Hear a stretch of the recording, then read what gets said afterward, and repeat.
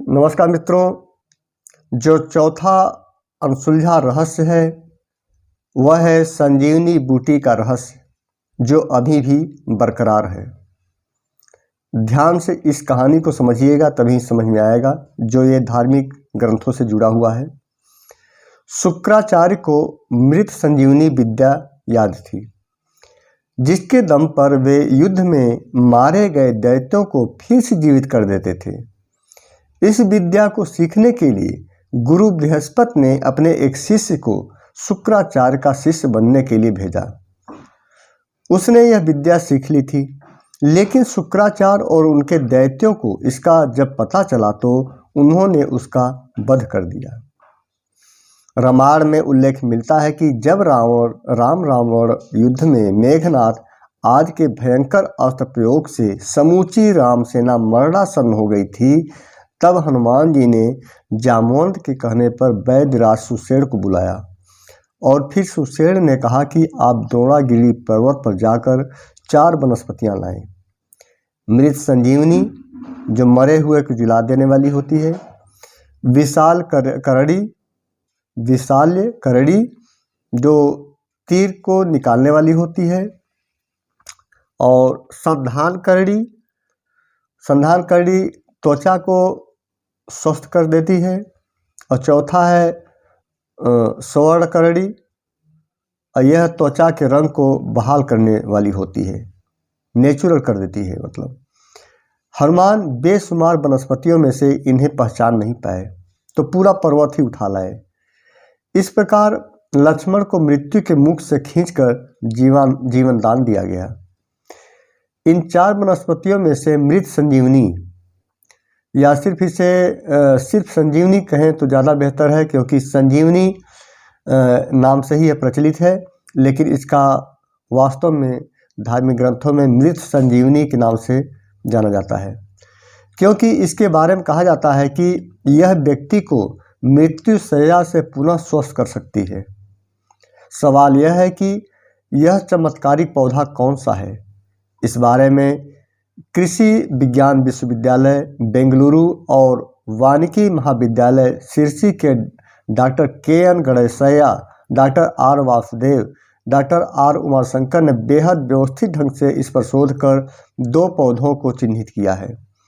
उन्होंने सबसे पहले तो भारत भर में विभिन्न भाषाओं और बोलियों में उपलब्ध रामायण के सारे संस्करणों को देखा कि क्या इस सब में ऐसे पौधे का जिक्र मिलता है कि नहीं, जिसका नाम संजीवनी या इससे मिलता जुलता हो। उन्होंने भारतीय जैव अनुसंधान डेटाबेस लाइब्रेरी में 80 भाषाओं व बोलियों में अधिकांश भारतीय पौधों के बोलचाल के नाम की खोज की। उन्होंने संजीवनी या उसके पर्यायवाचियों और मिलते जुलते शब्दों की खोज की। नतीजा, खोज में 17 प्रजातियों के नाम सामने आए। जब विभिन्न भाषाओं में इन शब्दों के उपयोग की तुलना की गई तो मात्र 6 प्रजातियां शेष रह गई। इन 6 में से भी 3 प्रजातियां ऐसी थी जो संजीवनी या उससे मिलते जुलते शब्द से सर्वाधिक बार और सबसे ज़्यादा एकरूपता से मेल खाती थी। क्रेसा क्रेटिका, सिलेजेनिला, ब्रायोप्टेरिस और डेस्मोट्राइकम फिम्ब्रिएटम। ये वैज्ञानिक नाम है, इसलिए कठिन है, याद कर पाना बड़ा मुश्किल है। इनके सामान्य नाम क्रमशः रुदंती, संजीवनी बूटी और जीविका हैं। ये सामान्य नाम है। इन्हीं में से एक का चुनाव करना था। अगला सवाल यह था कि इनमें से कौन सी पर्वतीय इलाके में पाई जाती है, जहां हनुमान ने इसे तलाशा होगा। क्रेसा क्रेटिका नहीं हो सकती, क्योंकि यह दक्कन के पठार या नीची भूमि में पाई जाती थी। अब शेष बची 2 वनस्पतियां। अब शोधकर्ताओं ने सोचा कि वे कौन से मापदंड रहे होंगे जिनका उपयोग रामायण काल के चिकित्सक औषधि तत्वों के रूप में करते होंगे। प्राचीन भारतीय पारंपरिक चिकित्सक इस सिद्धांत पर अमल करते थे कि जिस पौधे की बनावट प्रभावित अंग या शरीर के समान हो, वह उससे संबंधित रोग का उपचार कर सकता है।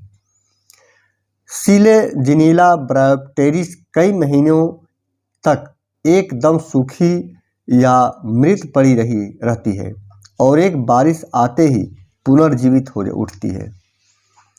Doctor NK Shah, doctor Sharmishtha Banerjee और सैयद हुसैन ने इस पर कुछ प्रयोग किए गए हैं और पाया है कि इसमें कुछ ऐसे अणु पाए जाते हैं जो ऑक्सीकारक क्षति व पैराबैंगनी क्षति से चूहों और कीटों की कोशिकाओं की रक्षा करते हैं तथा उनकी मरम्मत में मदद करते हैं। तो क्या सिलेजिनिला ब्रायोप्टेरिस ही रामायण काल की संजीवनी बूटी है? सच्चे वैज्ञानिकों की भांति गणेशैया और उनके साथी जल्दबाजी में किसी निष्कर्ष पर नहीं पहुंचना चाहते। उनका कहना है कि दूसरे पौधे डेस्मोट्राइकम फिम्ब्रिएटम का दावा भी कमतर नहीं है। अब इन दो प्रजातियों के बीच फैसला करने के लिए और शोध की जरूरत है।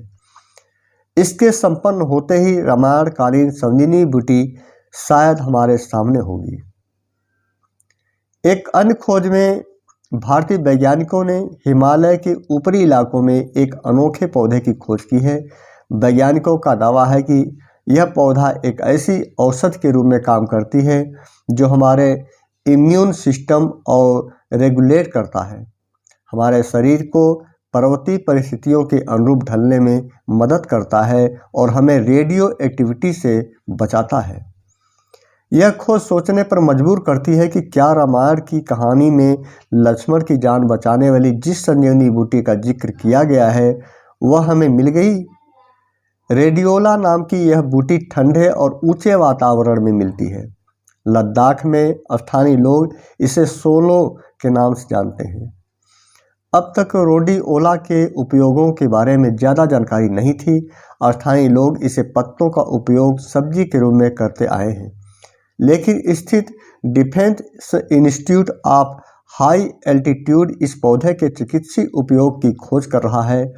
यह सियाचिन जैसे कठिन परिस्थितियों में तैनात सैनिकों के लिए बहुत उपयोगी हो सकता है, ऐसा एजेंसियों का मानना है।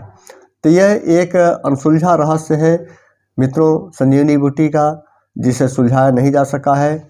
और जो शेष दो वनस्पतियाँ बची हैं, यदि उन दोनों वनस्पतियों का जो है कि सही ढंग से शोध कर लिया जाए तो शायद ये सच सामने आ जाए, लेकिन हमें तो बहुत ही मुश्किल लगता है कि ये दो वनस्पतियों में से वो संजीवनी बूटी हो सकती है। उम्मीद करता हूँ मित्रों कि जानकारी आपको अच्छी लगी होगी। अगले वीडियो में एक नई रहस्यमय जानकारी लेकर आता हूँ। तब तक के लिए नमस्कार।